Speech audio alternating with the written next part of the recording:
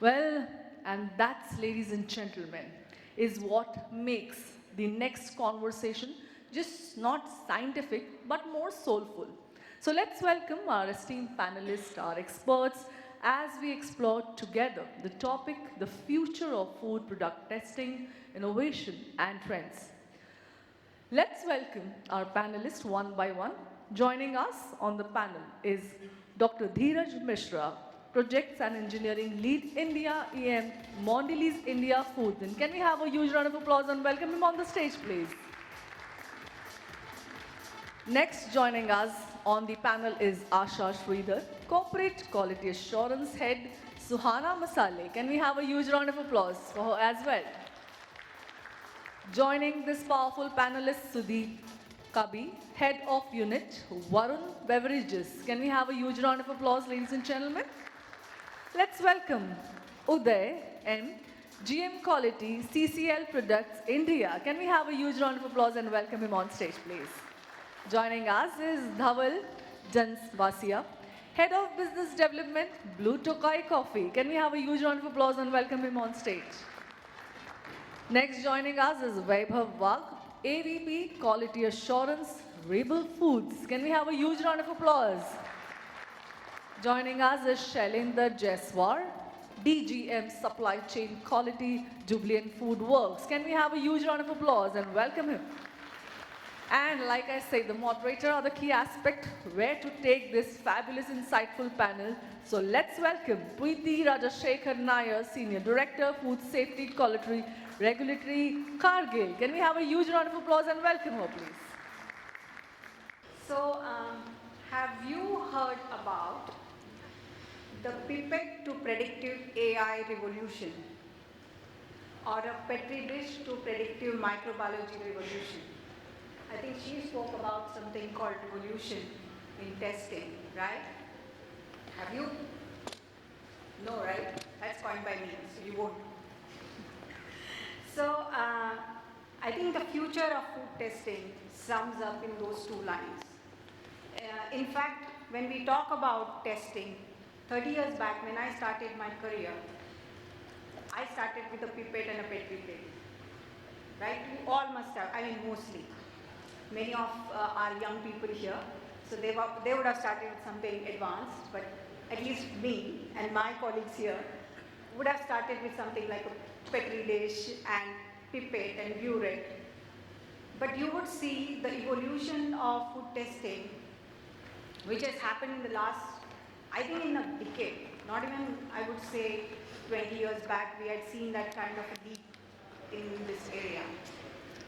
What we have seen at Cargill, I think I joined Cargill 5 years back, and when I started in Cargill, I was not seeing that kind of a approach towards, rapid technology, AI, and those kind of stuff. It was just spoken. It was not taken that kind of a leap which we wanted. But now we are drafting a global AI strategy in FSQR, which is Food Safety Quality Regulatory Domain, and specifically for this function. So this is the kind of leap we are seeing in food testing. And not only food testing, but every area of our work. And most of here are quality and food safety professionals. And I'm inclined to think that you all would have come across the same kind of phenomena, right? So to discuss on this future of food testing, I've got an interesting panel here. And I'll start by introducing each one of them. Mr. Sudeep Kabi. And Sudeep, can you raise your hand? Sudeep is a mechanical engineer and an MBA with close to 3 decades of industrial experience. He has worked with PepsiCo, Britannia, Hindustan Coca-Cola, United Breweries. And he's currently leading his operations at Guwahati at Varun Beverages Limited. Dr. Dheeraj Mishra. Dr. Dheeraj Mishra is an MTech in food technology and a PhD from HBTI Kanpur. He has over 24 years of progressive leadership experience in operations, quality, supply chain, and is currently leading the external manufacturing wing of Mondelēz International in India, heading around 10 plants. Mrs. Asha Sridhar. Asha is a CQA for Praveen Masale.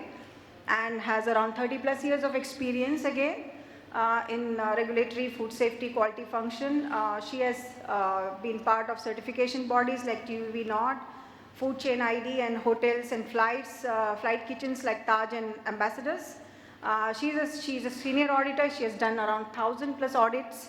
So you can just imagine the expertise we have here. And she has written 6 books on implementation of food safety. Next is Mr. Vaibhav Wag. Vaibhav currently leads quality initiatives at Rebel Foods, a company known for its innovation in food technology. His prior leadership roles include Tim Hortons India. Mr. Shailendra Jaiswal.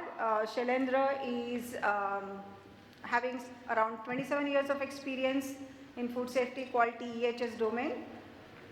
He serves as the DGM Quality and Supply Chain Center at Jubilant Foods. And he's an award-winning professional, having received the ABRL Star Performer of the Year award. He's also a FOSTAC trainer. Mr. Uday, he's a seasoned professional heading food safety and quality function for Continental Coffee, right? And he's got expertise in various industries, including cocoa chocolates, ready to eat, ready to cook kind of product base. And last but not the least, Mr. Dhaval Janvasia. He has got 25 years of glorious experience in food and beverage industry and has successfully managed store operations for over 9 years for Domino's Pizza. So I think I don't have, do I have a seat there? Yeah. Okay.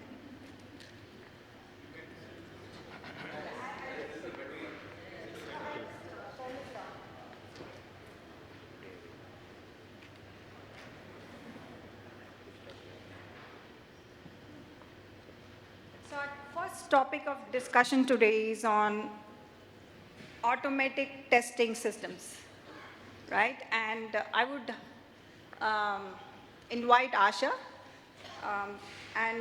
Asha, how do you think the automated testing systems has transformed the speed and scale of food testing?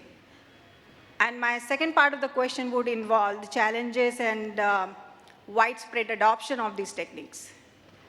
Okay. And maybe Dheeraj also could add into it. Okay. Hi, good morning everyone. Good afternoon rather. I think as Ms. Preethi said that over the years, I think all of us have been using, right, pH papers, chlorine papers. I mean, those actually revolutionized, 30 years back, the kind of testing on-site which helped us to test so many things, and especially in food contamination. But today, I think along with the testing methodology and machine-based learning, I mean, a lot has gone into, quicker quality better quality assurance system, enhancing shelf life, predicting contamination, and also ensuring quality right from the farm to the fork. And we have various test methodologies on site, which can be used on site also. Today, biosensors are big time in a playing field, using various biological agents along with chemicals to look at various contaminants. And the advantage of biosensors is we can take it on site. So we take it to the farm, field, or to your place of work. You are able to detect many contaminants, and also together, if you put all these data into it, put it into a machine learning, we get some fantastic results, which also helps us in a complete predictable, predictive methodology of the outcome of these results. Spectroscopy, PCR testing, bioluminescence, and simple ATPs, though we all have knowing about it, but many of us do not still use it, are helping us right from detecting contaminants of pesticide residue as well as microbial contamination to any kind of pathogen or any kind of organic matter into the environments. So these kinds of testing are helping us in a big way to redefine the entire food safety, and not only from the farm but right up to the plate. So these have been very critical for us, and maybe you can add something. Dheeraj, you want to Dheeraj? add? Yeah. Yeah, thank you. I think Suhana ji has captured very well. See, we are old generation people sitting on the dais, started from pipette and pH paper, and now we are learning new things. But see, this is changing era. So now we are having lot of new instruments for analysis, NIR, FTIR, color meter, Sortex, everything, right? So by this, I just want to give one example. Almost all of us are using wheat flour, right? And wheat flour is common ingredient for majority of the industry for biscuit, bread, noodles, etc. Right? So I will just give one example of wheat flour only. Other people can correlate accordingly. So, Dheeraj, can you hold your mic a little bit towards yourself? yeah, so other people can correlate. Similarly, in milk also, BR meter, etc. are available, right? So I am giving one example of NIR. So in wheat flour, since in India, our agriculture commodity are not so organized. Our farmers are not very, very big. Farmers are having 1 acre, 2 acre, 5 acre kind of land, right? So there is a lot of variability in wheat flour. When we are using this wheat flour in our process industry, like in biscuits or in bread, so we observe lot of variability. Even your product is within a specification. What you do, you just check moisture, gluten, etc. In laboratory and pass the lot. But variability within the lot is huge. And if lot is changing, the variability is huge and resulting impact on your product. So there is variability in product. Several times, if your quality standards are stringent, then your lot will be rejected. And if it is not stringent, you will release substandard product to the market. So now, if suppose you are using NIR, LVO etc. in your laboratory, right? So NIR can give you quick data, quick moisture analysis, quick protein, quick fat, quick sugar, whatever you want, right? You can immediately communicate this data to your shop floor. They can adjust water levels accordingly. In your recipe also, water level, ammonia level, these things are variable, right? So you can adjust accordingly, and you can save a big rejection or process deviation, and resulting you can save your time, your cost, your money, whatever you want. Earlier, this person, Hari was telling about quality control to quality assurance. So now I think we should move from quality assurance to this predictive and this kind of analysis. So this is just one example. Similarly, if with NIR you can evaluate the contaminant, other heavy metal, pesticide, etc. In milk, you can, with BR reading, you can catch adulteration, etc. So these are the things available now for analysis. In our plants, we are using NIR very commonly for all the chocolate, biscuits, etc. Hunter color meter we are using for color detection, because in several of our products. So Dheeraj, what would be the challenges in widespread adoption of these techniques? Or maybe anybody else would like to add?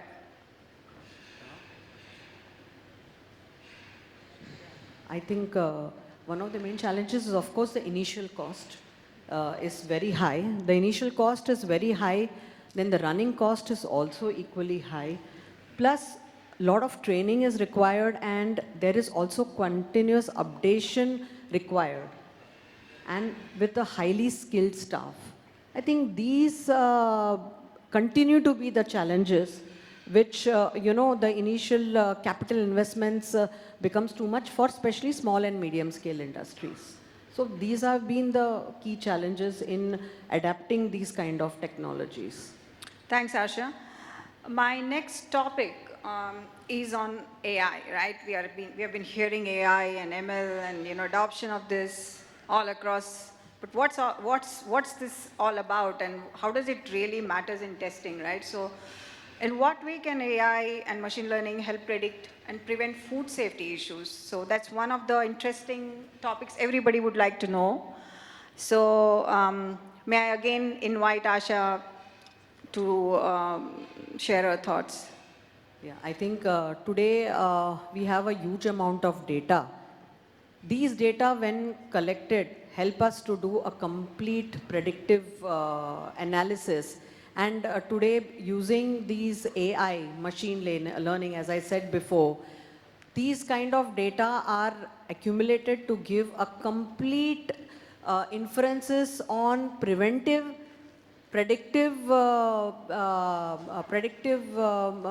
mode of testing and predictive mode of conclusions, which help in completely, preventing food safety and food poisoning issues in a very big way. Like, for example, predictive modeling in any FMCG companies are able to ascertain what kind of microorganism at what temperature can grow, and thus taking steps to prevent this entire things to happen, help us to, completely prevent any kind of food poisoning to occur. Same with AI and machine learning today. We are able to predict weather in weather conditions, moisture levels in the soil, and thus a farmer just using an app is able to see what kind of weather is going to be the day, how much moisture is there, and it helps him to even predict the kind of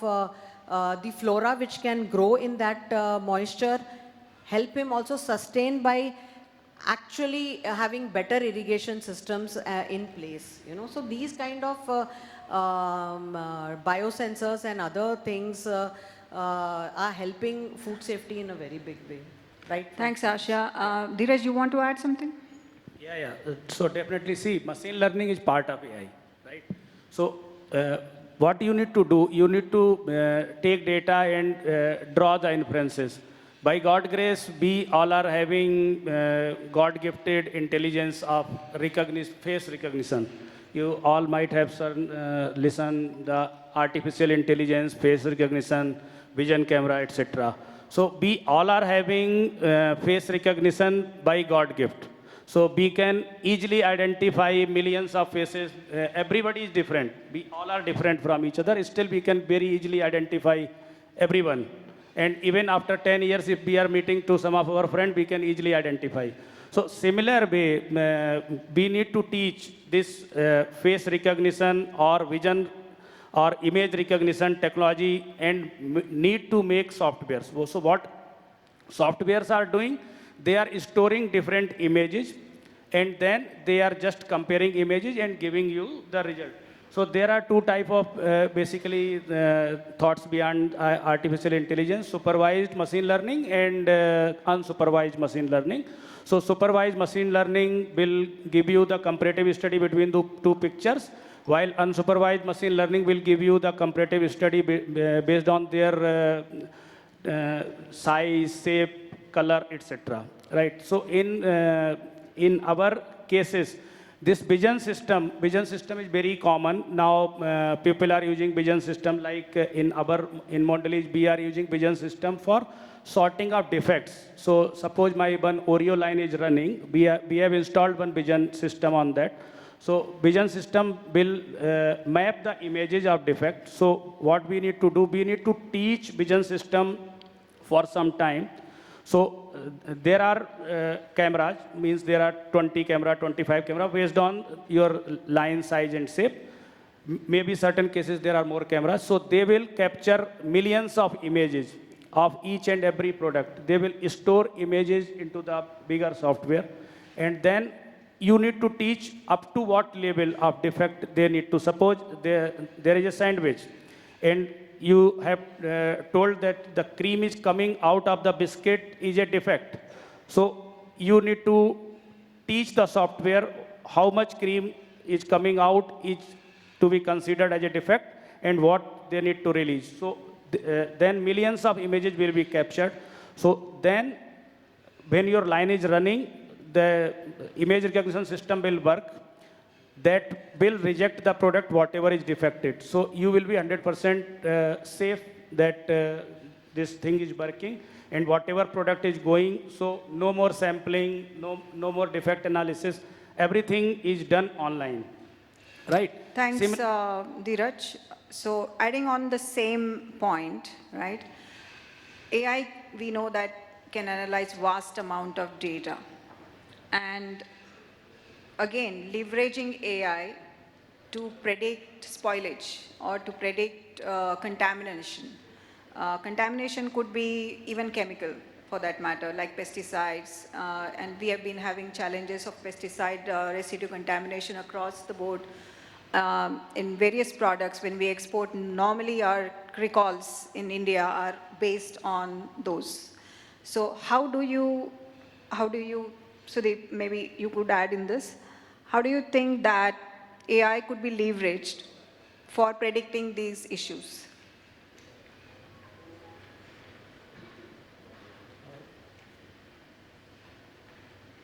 Actually, we get a lot of data inputs from across various sources through our telephone cameras, through whatever choices we make in terms of food, the ratings that we give. Similarly, from farm, pesticide residues and all. How is the crop working? How is the rainfall happening across various demographies? How is the next 2 or 3 years supply chain going to be driven? Similarly, from manufacturing, how is the weather condition across several demographies? How is the supply going to be impacted? How is the transportation going to be impacted? And ultimately, what are the kind of choices of food people are having which will govern the consumption of whatever is being produced? All this data is completely magnanimous. Obviously, since the data is completely heterogeneous and human mind itself cannot make decisions basis that, we need to have a tool. Hence the evolution as well as support of artificial intelligence. What it does, it number one, collates the data, studies patterns. Third is it makes predictive analysis basis the inputs that have been given and whatever impulses have been given to it. And fourth is it has to be managed and decisions have to be thrown for actions without human intervention. That is where the productivity comes, and that is where we also get to leverage the complete benefit of artificial intelligence onto us. What it impacts or what it positively helps us is, number one, is with speed of decision making. Until unless human intervention is there, earlier we never used to be, but today it is giving us some decisions. Out of that we need to choose, or depending upon the program itself or the framework, it decides on itself and throws out a decision. Second point is it gives us predictions with respect to long-term forecasts on certain points like produces, like tests, or like end use. Third is for supply chain, it is going to benefit hugely because your production, your sourcing, your testing, as well as your supplies to the market, and finally, whatever you are going to invest in terms of, let's say, advertisements, or let's say, health beneficiary forecast, or let us say, impacts to socio-economical conditions, all these are monitored by the decisions which artificial intelligence is going to give. That's what I believe is the long-term use of AI, and in most of the platforms, it has already started being used. Thanks, Sudeep. Would you like to add something on this, Vaibhav? Yeah, hi, good afternoon. So, when you talk about AI, right, uh, and when we talk about spoilage, the key factor that actually spoils the food is the temperature at which it is stored. That is the key factor. And when we couple it with AI, what mostly happens is there is a real-time temperature monitoring that takes place. If there is a deviation in a particular chiller, freezer, or any kind of environment where the product is supposed to be stored, an alert is generated. Each time this deviation happens, an alert gets generated. Now imagine, you have one factory. You have, say, 5 or 6 cold rooms, and similarly, you have dry storage facility as well, right? You have put these sensors across to monitor your product, and you see that there are only 10 or 15 deviations happening throughout the day because of, say, defrost cycle, because somebody left the door open, and because of these reasons, there are some temperature deviations that happen. It is very easy to understand, right? With the kind of inputs, 10 or 15 alerts that you're getting daily, it is easy to understand. But now take it as a scale of operations that probably right now we are working on. I have 400 plus kitchens across pan-India locations. Each kitchen has 3 freezers, including cold room, and 3 chillers. So multiple operations happening daily, multiple door openings happening daily. It is the mammoth of information of data that starts giving us because of the alerts that temperatures are deviating. It becomes difficult for us to understand what is the equipment which is not working perfectly fine or which is going to create any spoilage. AI helps us in doing that. AI helps us to put a matrix together, say number of door openings that are there, a threshold upon which the temperature has been gone for X number of minutes. These all algorithm comes together in place and gives us a health of that particular equipment. That gives us an understanding the product that are stored inside those equipments are good and can be consumed. And this is one of the use cases that AI has. AI has multiple use cases around it. If we talk away from direct spoilage, cross-contamination, hand wash is the basic that we talk about, right? And right now we don't know who is washing the hands at what frequency. So we do have cameras that monitor it, but nobody sits behind those cameras monitoring it 24/7 as a surveillance. AI sits on top of these cameras and gives us direct information. Okay, every 1 hour there has to be 5 or 6 hand washes that were supposed to happen. Only one person has done it. So there is a higher risk of cross-contamination or food safety. So these correlations that a person sits and does or interprets is easy when it's a small setup. But when it's a large scale or at scale, AI really helps to make those decisions. And as we say, right, common sense is not common. That is where AI comes in. It does not put any common sense. It puts logic and it works for it. So I think That's these are the 2 use wonderful, cases. Vaibhav. I think these are very apt and extremely useful examples. I think everybody would agree with me. And some of the things which you mentioned about the cameras, the AI capturing the camera information on hand wash. It's something which any industry or anybody could adopt it so easily and predict some of the issues which might happen of pathogens or anything which might contribute to the contamination, right? Thank you so much. Moving on, again to you. Blockchain and traceability, this is your expertise. So I think he's going to share with us how can blockchain technology enhance the transparency in our supply chain and build a more trustworthy food supply chain. Thank you. So before we go ahead, we need to understand what is blockchain. So blockchain is nothing but decentralized ledgers, digital ledgers. Basically, it captures all your records, every step of process or operations that takes place, right? This is the entire information of each block joined together via internet, coming directly to the consumer is a blockchain, right? For example, let's take, how many of you actually drink coffee and coffee connoisseurs? Right? So there are single origin coffees that are there, right? We pay a hefty amount for these single origin coffees. And somebody says, hey, this is a Guatemala, this is a Sumatran, this is a Colombian, but are we really able to check this? Ki kahan se aaya hai? What is the province of it, right? Some of these good coffee roasters or producers, they have done this as a blockchain, wherein they put a QR code on the product. You can scan the QR code and understand exactly when this particular product was harvested, when it was roasted, what was the temperatures at which it was roasted, when it was packed, what would be its shelf life, how did it travel from, say, Brazil to India, and how was the condition, and when it has reached the particular store from which you're buying. So you get a complete traceability or understanding, and that gives customers more confidence of what product they are buying.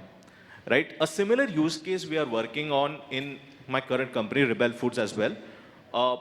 We are developing our own blockchain for our internal consumption. It's not available for public, but how it works, we have multiple suppliers across the entire chain, which has frozen, which has chilled, which has dry. Every supplier does a lot of processing behind at the back to ensure that the right product is delivered to us.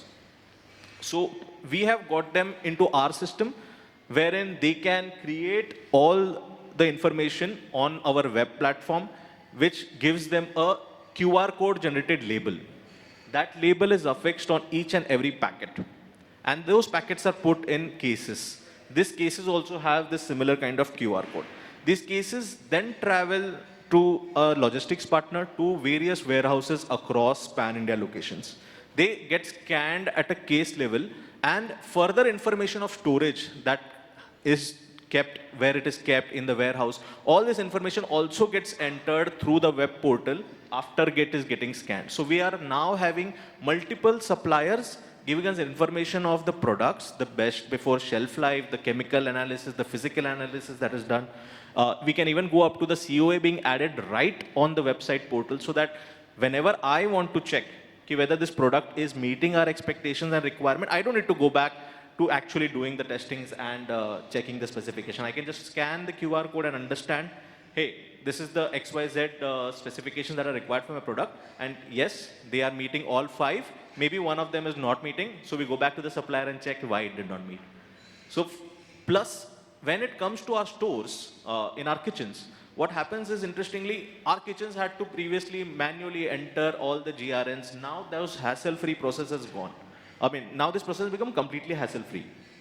Meaning to say, they just scan this QR code, everything gets uploaded in our system, and that's it. With one button, we can generate our own MRDs. MRDs are basically make-ready discards for usage, how much time a particular product can be used.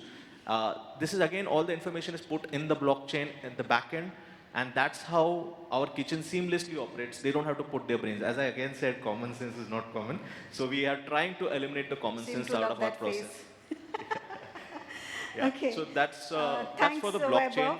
Weber. That's wonderful to know and especially the use case. I think many of us had heard blockchain and traceability and all that from a technology perspective, but I think a use case is always a benefit in hindsight, to understand it more deeper.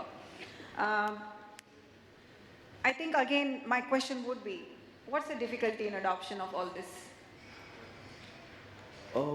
I think there is a gap in the infrastructure of people who can make this kind of a software. That is one of the reasons why we did it on our own, because there is nobody with a solution who can directly do an end-to-end blockchain in India, right? That is number one. It costs a lot because of the kind of number of sites or the processes that need to be tagged in or tapped on, and analysis that needs to happen at the back end. It charges a lot. That is one. Second, another point that we feel is adoption, right? Most of our suppliers are hesitant. They are not ready to give this information, right? Why should I give my information to you on your fingertips, right? Yeah.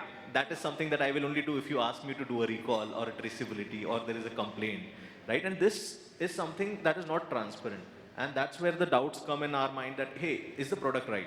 And we go back and try to do additional testings to ensure that the products is meeting our requirement. That's a hassle and So, that's Vaibhav, a duplication what was your of work. experience when you were dealing with the suppliers of yours to share information? How did they agree to it? Yeah. How did you coerce them? So we did not force them. We guided them. We worked with them. I mean, coerce, not force. Okay. Right. So they have been very supportive. There has been a time that it took for us to reach from 0 to say 20 or 30 suppliers, and still it's evolving. Our systems are still evolving, and this is something that I believe will take further time.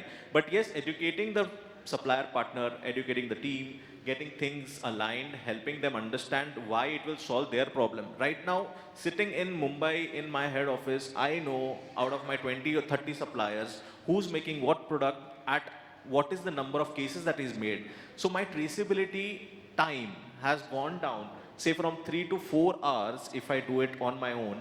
And if I do it with a logistics partner, it goes to 6 to 8 hours.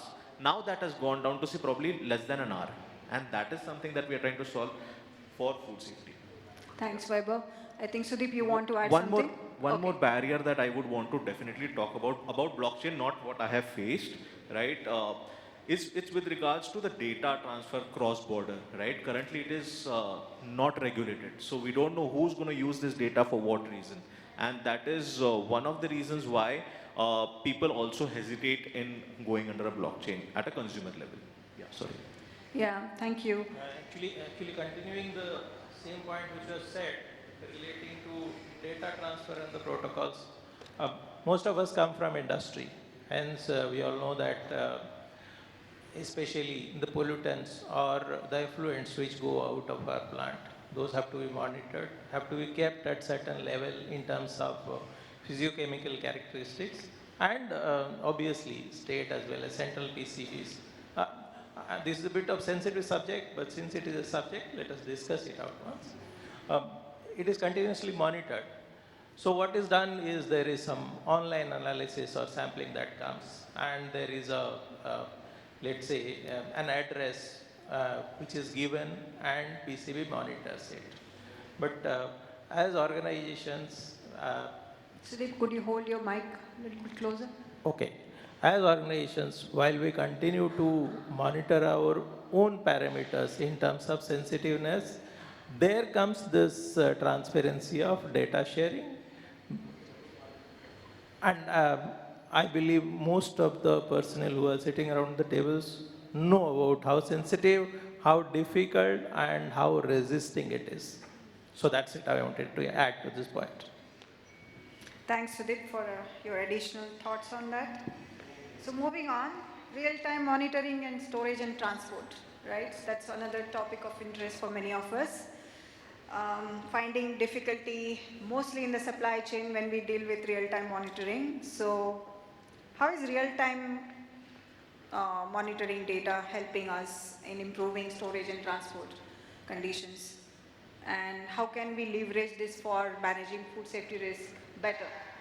So Dheeraj, you would like to add on this? So, thank you. This is very important question for real-time monitoring of storage and transportation, temperature, etc. So, many of things we are managing in cold chain.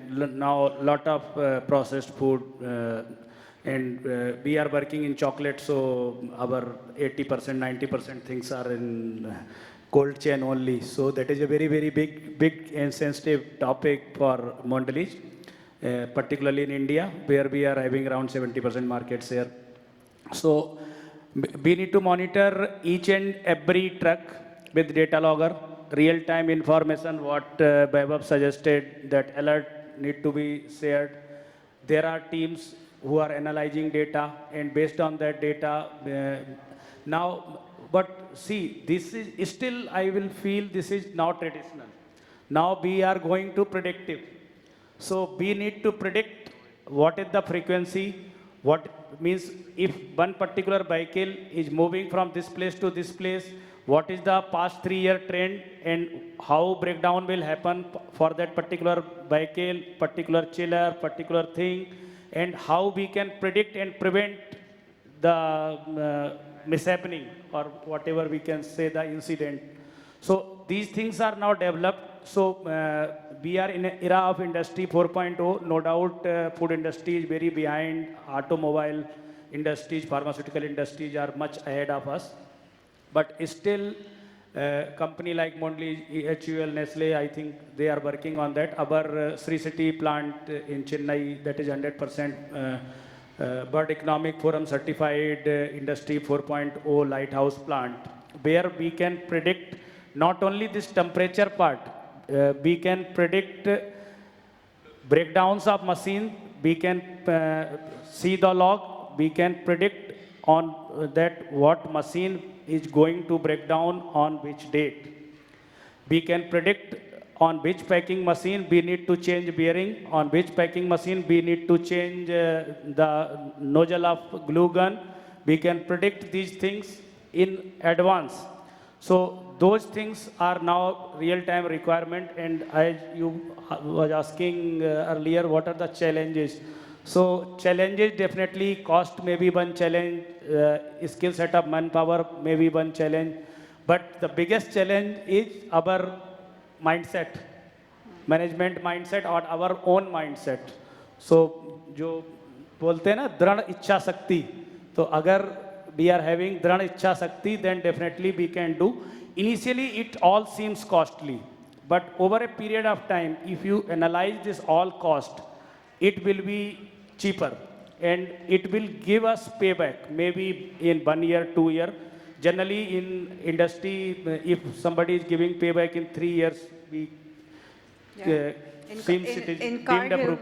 In Cargill, we call it as total cost of conformance. Yes. You add the total cost of non-conformance and Yes. decide your conformance cost, and Yes. then do the cost-benefit analysis. Right. You will find that instead of focusing on the non-conformance part, you focus on the conformance part. You automatically avoid the non-conformance part, and then it's more profitable for you as an organization. Yeah, definitely. May I bring Uday in on the same topic? Again, you are in Continental Coffee, and this is storage and transportation and supply chain is one of the challenges in your area as well. So how do you tackle this with real-time data monitoring, and how is it benefiting you, and what challenges you face? Yeah, good afternoon, everybody. So real time, on coffee, right? So especially like how do you reach the exact authenticity of what you declare to the consumer is very important. I think Janinder was talking about blockchain. The interesting part is like, say for example, we speak about an origin of a coffee, right? So how does it monitor in a way that we get the exact origin to a manufacturing level, and we pass on that to a consumer level. So that was something which is very much important. I just added to the blockchain piece. On the real time, I think before this I was working in the meat industry, right? So the biggest challenge of meat industry is like how do it's more perishable, and you have a very short span of shelf life. It's only 3 days, and it has to go in a temperature between 0 to 4 degrees Celsius, right? So chocolates, in fact, we add certain integral part of constituents or ingredients which take care. But this is nothing, it's fresh meat, right? So this industry was really challenging, where real-time monitoring systems were effectively used. But the challenge is like how do we really maintain the freshness around, right? So one of my vendor who came with the technology of implementing a dye-based system, where we would be able to understand a change of the color of the dye, which is connected to time and temperature. So this was a plant-based system which was brought in by one of the vendor. He gave a good presentation as well. So in fact, like, how do we push this to the industry? So how do we bring that to the industry? Because I don't know whether everybody will be able to use this, because we are moving towards a technology where we have artificial intelligence, we have blockchain, everything. But even though they will be they'll be detecting the temperatures, right? And it will give a data that what is happening, what is predictive, what is going to happen, and everything. But the real time is much important than all these things, where the industry will surely face a little bit of challenge in the case of perishable products. So that's my input to this. Thanks, Uday. And again, some useful cases, successful examples, if you know, of emerging technologies which show promise in improving authenticity and security in the food supply chain. It will be great to, for the audience to know. I think before this panel, there was a question to everybody that whose responsibility is quality, right? So I think somewhere I think the entire room would have connected to quality and everybody were mum, because we know that everybody's responsibility. Yeah. So we can't just like that give it up, right? So because in our everyday life, in our factories, we used to tell that it is everybody's responsibility. Please understand, right? So somebody was even stating that I worked in quality, I worked in R&D. I think quality is a difficult thing where I really manage, right? But still, when we talk about authenticity, traceability, and security, right? So I think the first panel was touching upon security as well. The interesting part of this is more than this is responsibility, right? So that's really important. Because authenticity is something like what you have declared in the label, or what you communicate as customer statement, whether that has been that has been reached to the customer or not. So that is very much important, right? So there are a lot of technology which has evolved. In fact, I think the presentation started talking about revolution of the testing. Right? It is not evolved, it is more than a revolution where we are sitting today. And Preethi also started the discussion during the introduction itself that we were all holding petri plates and doing conventional methods, right? So I think even now we use petri plates. I'm not discarding that fact. Even now we are doing, but even though there is another challenge that how much of the conventional method are very much reciprocative to the rapid methods which we have. Yes, So that's yes, true. absolutely. I was an analyst, so I can understand between the conversation which was happening around, right? So. But authenticity is like very much connected to only 3 points. One is the economical protection, right? So how do we protect the economical protection of the company, of the product? How did it reach? I can even talk about a basic example of melamine in milk, right? So are we having that responsibility that we need to protect the economic? We create an economic protection or not? The second thing is the consumer trust, right? So how trust the consumer is like whether I'm able to give a product and the consumer is trusting the product and he'll be coming back and buying it. So that is the second authenticity point which I want to put here. The third one is the regulatory compliance, which is law, and we have to abide by that. So that is that everybody will agree with me, right? Exactly, undoubtedly.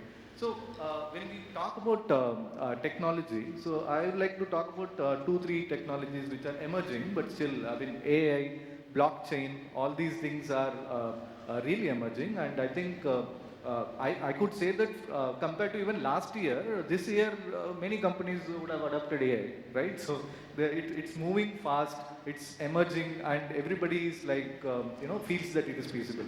So digital imaging is something, one technology which I would talk about, which talks about the imaging of a fruit or a vegetable, understanding about somebody spoke about farm to fork module, right, where this fruit was and how it came to my table and what was the scanning which has happened to it, whether it is completely safe to eat, is something which is emerging as technology.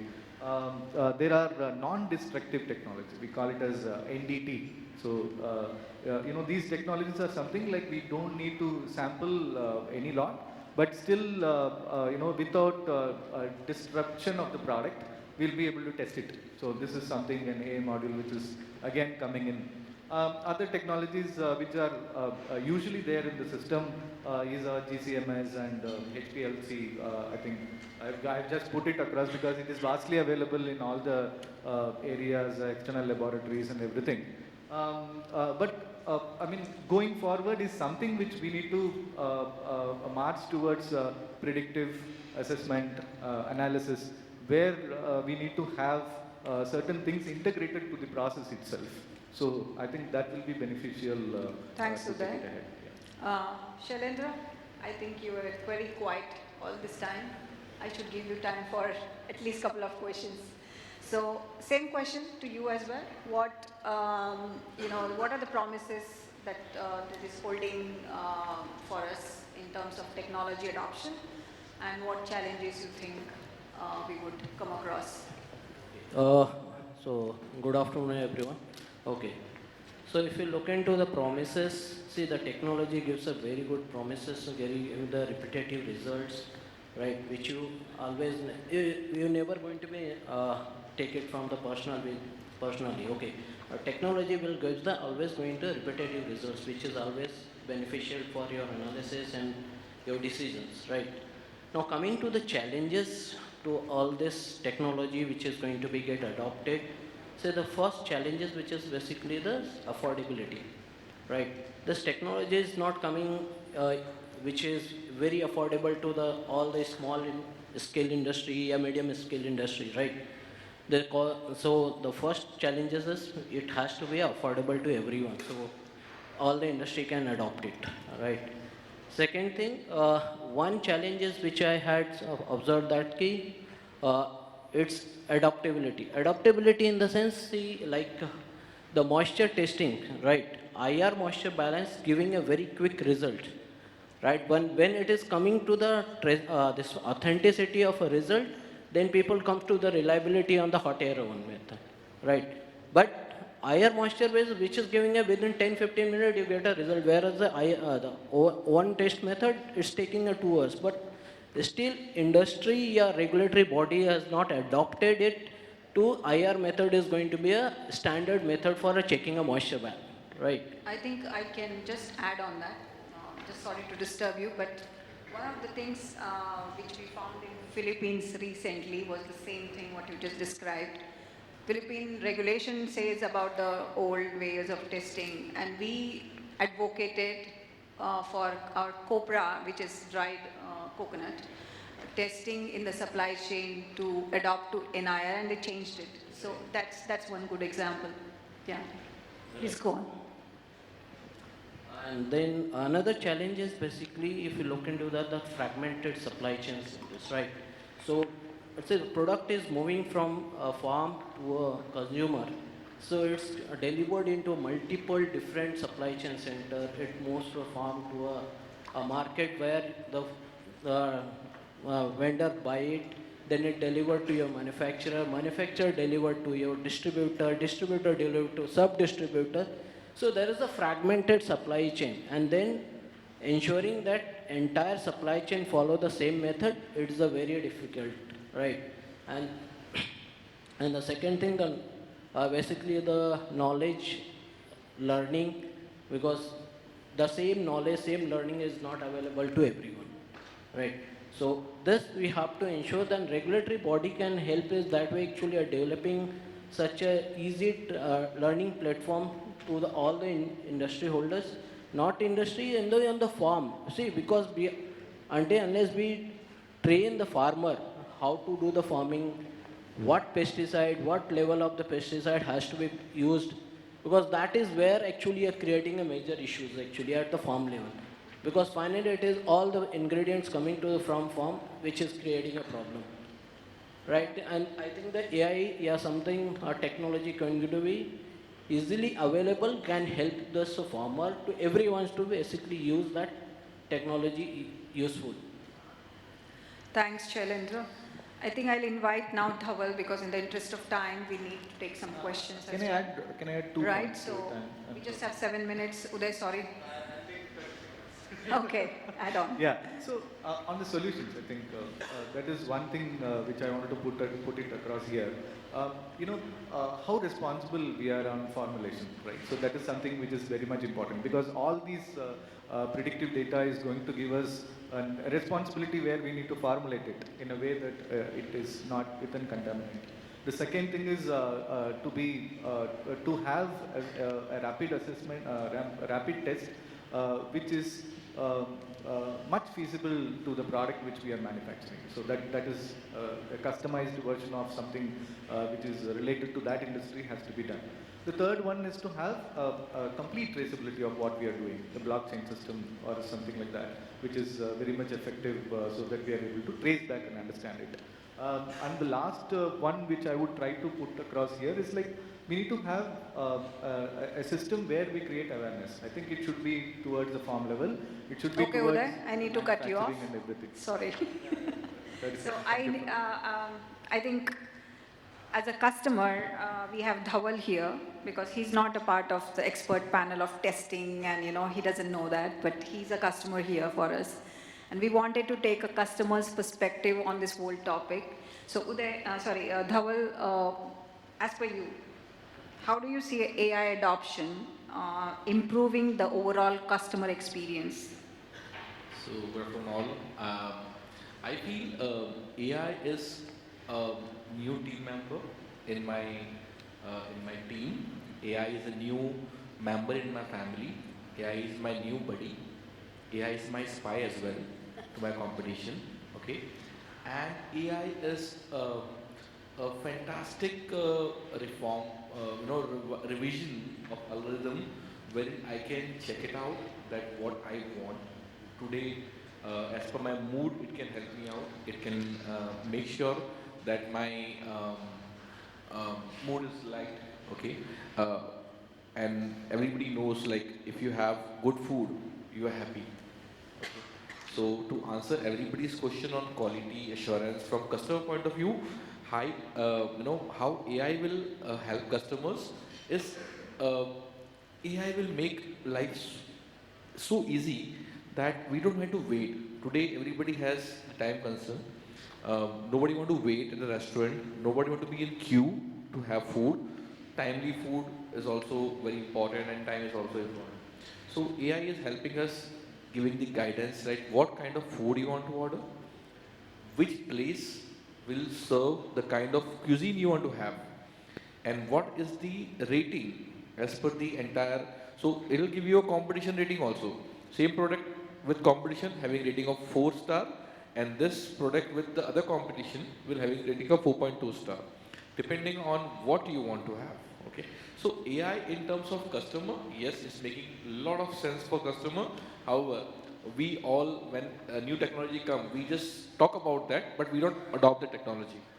Adoption is also very important. People know AI, but how to use the AI in a right direction, that's the call, and I think that's the point. Thank you, Dhawal, so much for that.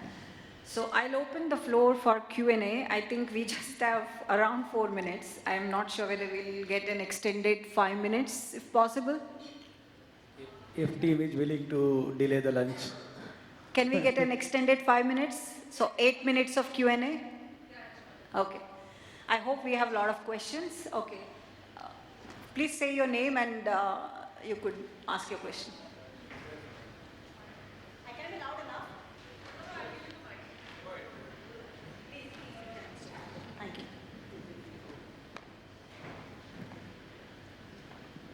So hi experts. Hi, I'm Dr. Neha. I am from Rebel Foods. I have 2 mentors on stage currently. My question is, and it's open, anyone can answer. Do you believe the lack of global regulatory alignment is slowing down the blockchain adoption more than the technology? Maybe I feel, in my opinion, because there are no rules, there are no setup, a structured format, and hence people are not stepping or moving forward to make the technology around it because it's too much around the gray. Is it? Blockchain, you are the expert. I'll take that question.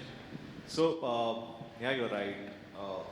There is no stringent laws being put around the blockchain, right? And people are hesitant towards doing it. But just for everyone's understanding, Government of India is actually supporting it, right?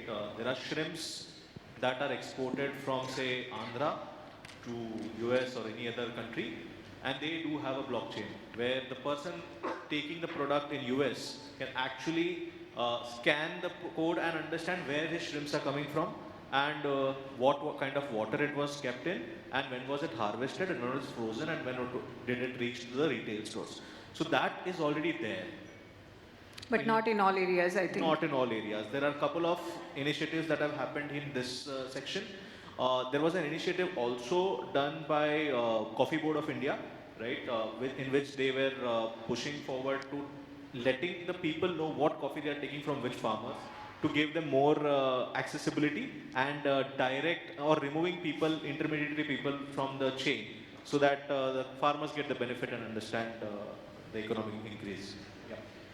Yeah, I think one of the classic example is EUDR, right? So EUDR requires this traceability to the farm, and many of our soybean farmers are not ready for it. That's the whole, the paradox of adoption of these kind of things. Okay, we have one question. Yeah, go on. I would like to ask, in blockchain only, in blockchain, we have a system, multiple informations connecting and delivering a value to the consumer. Now again, I will come to my same topic, integrity and intention. If we are feeding information manually, it could be manipulated. I know a company, Bangalore-based startup like Cropin. They have worked with us a little bit. So they have sensors or being installed at farm only, checking the soil quality or checking the spray and everything. Then there is no manipulation. So what is the, as of now, blockchain score for integrity or intention as per you? The chances of manipulation, if it is there, it is just increasing the information availability, but it is not increasing the transparency. So I want to know the transparency score as of now for India for blockchain technology.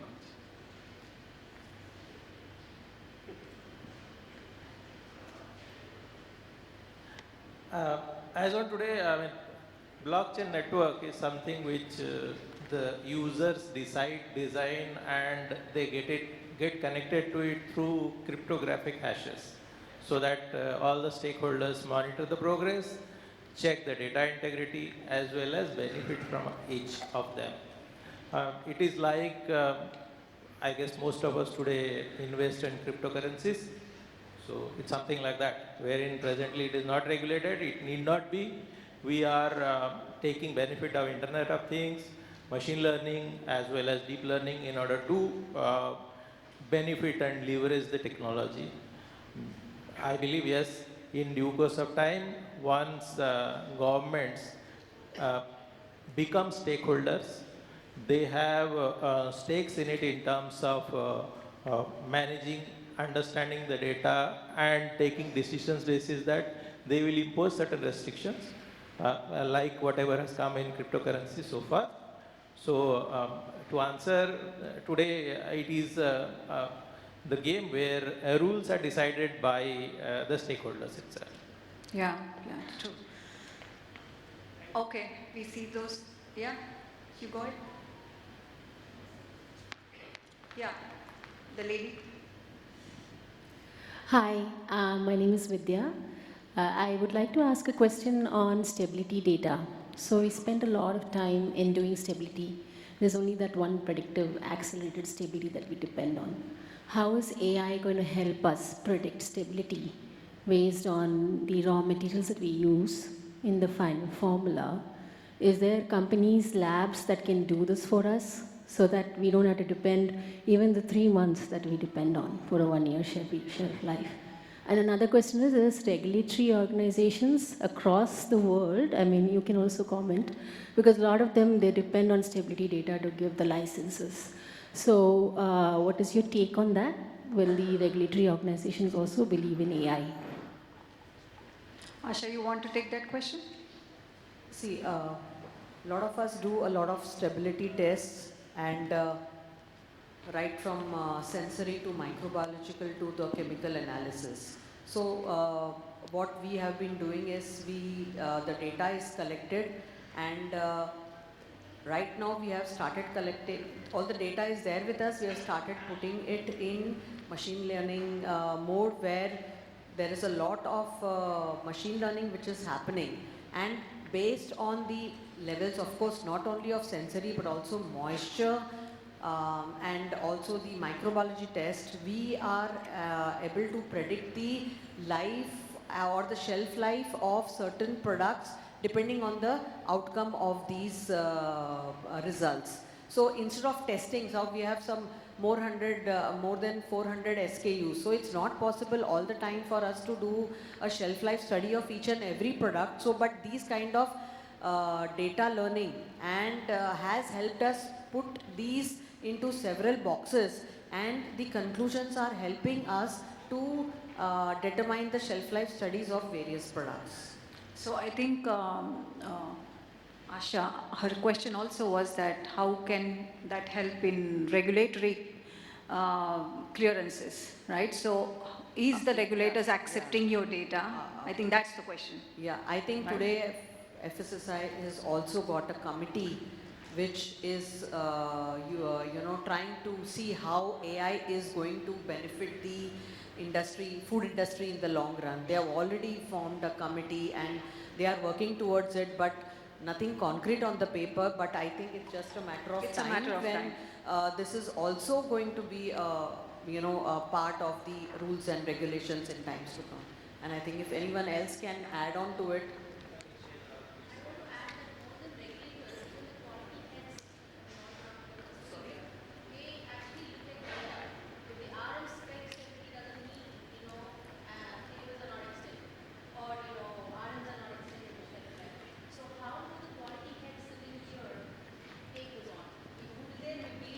So your question is that whether depending on the raw materials shelf life, how do you predict the finished goods shelf life?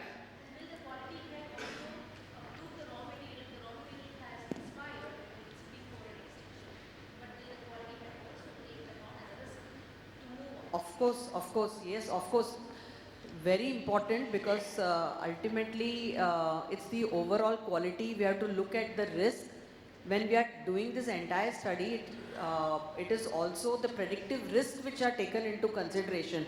And the quality is very much the part of it, and quality will also be a part of it to determine this shelf life studies. I think that question very much comes from people using flavors. Okay. I think the gentleman in the back. You. Hello. Yourself? Yeah, you. Okay, if he wants to ask a question, let him finish. I ask my question. Hi, I am from Katra Dairy, Pune. I just wanted to know how dairy industry can use AI, particularly in which sector. Is there any milk sector or procurement sector which can help us to develop our business? And what are the challenges which is going to implement AI? I just wanted to know. And also one question for Asha ma'am. Is it use of AI for increase the shelf life of our products? Thank you. I think the one question we have already answered about the challenges, but Asha, you could talk about the milk sector, what he's specifically referring to. Maybe I can just add on to, right? AI can be used anywhere. It is just the way we want to train it, or how are we putting the algorithms in place, adaptation of the processes and the data that we feed in, right? If it is a historical data, it's a historical data. If it's a real-time data, it's a real-time data. That is going to determine how your product or your analysis would come. So you can use AI in any industry. That's what I would. But if you ask if there are any ready-made tools available in the market, that's not the case. Most of the companies are developing their own AI tools to first of all protect their data, because if you put it in public domain, people just use that data for some other purpose which is illegal. So mostly you see the AI developments happening indigenously within companies right now. Okay. Yeah. Yeah, please. Supply chain data management, there is a lot of AI tools available which will, help your suppliers even to tell you when to supply the product, the tests, and also if there are any other formalities required. The tool gives even the messages to the supplier saying that this is what is required from your end. So today in the market, there are a lot of supply chain based data tools available already in the market. Okay, thanks Asha. One point to the question here on the analysis on the shelf life, right? So I think we have e-nose and e-tongue, right? So that is also a predictive analysis which happens connecting to the procurement side also. So many of the ingredients can also be assessed for their shelf life beforehand, right? So I think the usage of this is very, very primitive in very, very less areas, right? So Coffee Board has, I think somebody spoke about Coffee Board. So they are able to predict how the coffee at the bean stage, how it gets roasted, what are different profiles of roasting happening, and how does the shelf life also happens. So that is something which is one thing which is emerging. So I just wanted to add. Thanks, Uday. We can take one or two questions more. Yeah. Hi, this is Kunal from AgroStock. So while we talk about, and my question to the panelists, while we talk about monitoring, controlling, and predicting with the help of AI, I feel there is a better use case for creation. And when I say creation, developing something new, innovation, maybe fusions. Now, with the data that AI already has, I feel couldn't there be a better case for even taking its help for developing products, right? Absolutely. Absolutely. And people are doing it, already doing it. At least in Cargill, we do it. We at AgroStack also. Yeah. So, any other questions? Okay. Just one question here. I know we all are from QA, right? A lot of experience there. Wanted to know about this microbiology and the releasing parameters. We take a lot of time, like around 2 days, 3 days. Sometimes for the TPC pathogens, 5 days external labs. Is there some tool? Is someone working on it to accelerate it so that the demand, like whatever the demand is, can be met within that time, or we not give QA on weeks at some time? So I don't know, but I'm just thinking, is there something work going on there?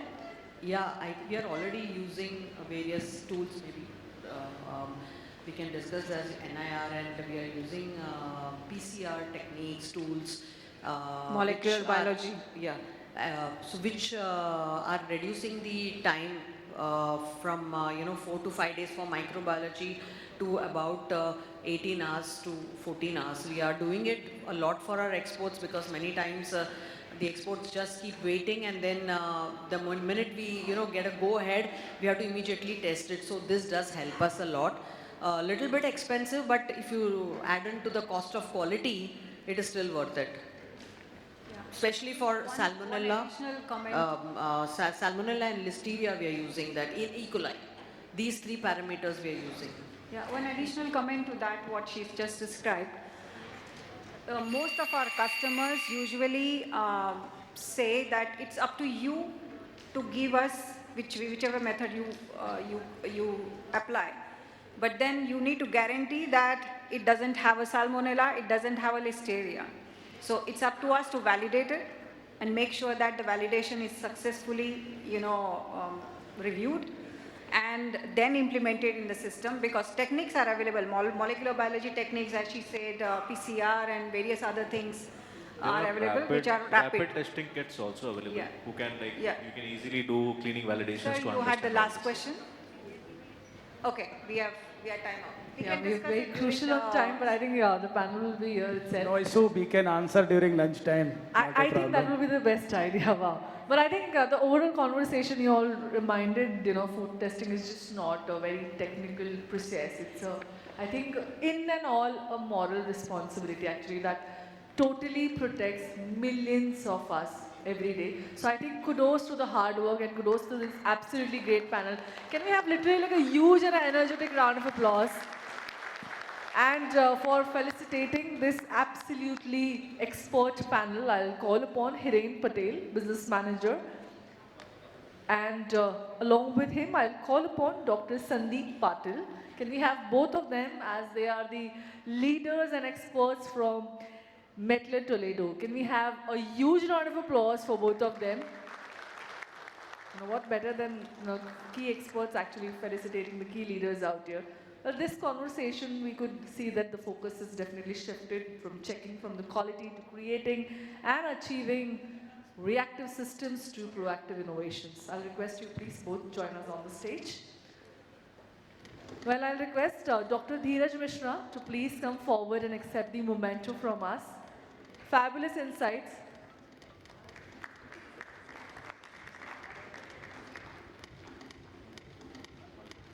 Can we have a huge round of applause, everybody?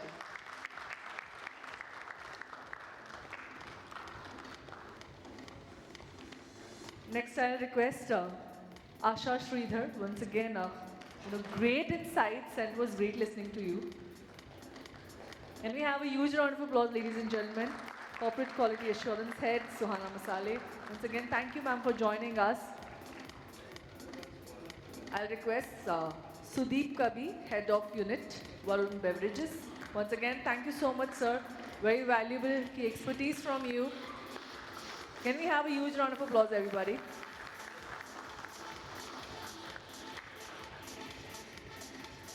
Next, joining us is Uday Manikandan, GM Quality CCL Products India. Once again, great understanding, great perspective. Can we have a huge round of applause, ladies and gentlemen? Can we welcome Dhaval Janmasia, Head of Business Development, Blue Tokai Coffee. Once again, key expertise sharing from leaders out here.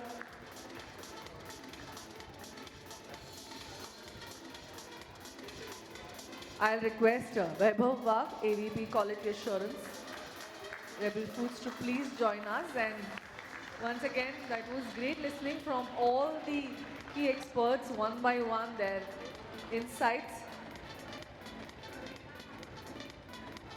I'll request Shailendra Jaiswal, DGM Supply Chain Quality, Jubilant Food Works, to please accept the memento from us.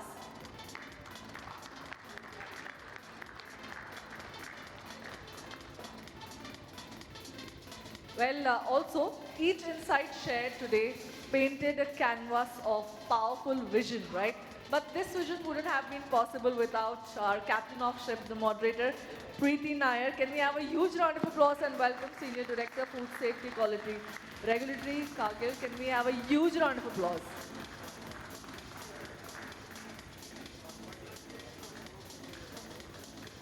Well, the future of every product, every ingredient, every bite that we take stands for the safety, sustainability, and scientific excellence. Thank you. And I'll request everybody to join us for a group picture.